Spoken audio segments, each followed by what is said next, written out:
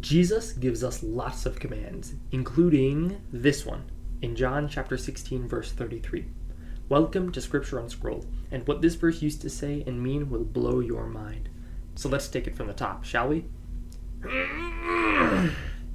The first half of this verse is very similar in every language. How nice and neat. Moving on, where English says tribulation, other languages have slightly separate meanings. Latin uses the relatively innocuous pressure. The original Greek uses a word that means affliction or even oppression, while Old Church Slavonic just says, you will be sorrowful. So make of that what you will.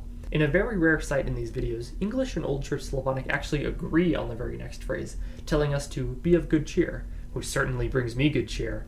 Latin, meanwhile, tells us to have faith, and Greek tells us to take courage. Good stuff all around.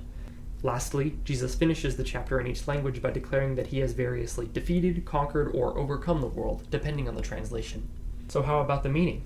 Well, where the English focuses on the general tribulation and hardship of the world and our need to keep our head up and be of good cheer, Latin emphasizes the need for faith in the midst of opposition and pressure. These two versions closely mirror the beliefs of their parent churches and the theologies thereof. Protestants tend to emphasize the qualities and character of individuals, such as happiness and perseverance, while Catholics emphasize faith, specifically in their church, and identification with it against its enemies. The Old Church Slavonic, meanwhile, sets up a dichotomy using the word vs, or whole, which is notably absent in the Greek, emphasizing the world's sorrow and comparing it to our good cheer in the knowledge that Jesus conquered this same world. And what of the Greek?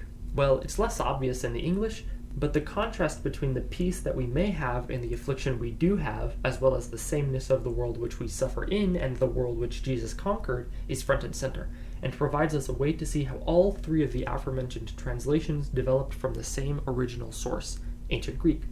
So what's our takeaway for today? We'll keep it classic and remember that though our world is one of suffering, Jesus can relieve us of that suffering.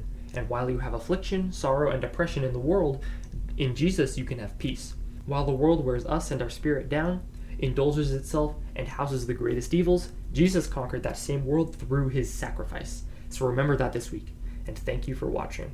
As always, smash like if you gained something from my rambling, subscribe for more analysis, and comment what you want to see next.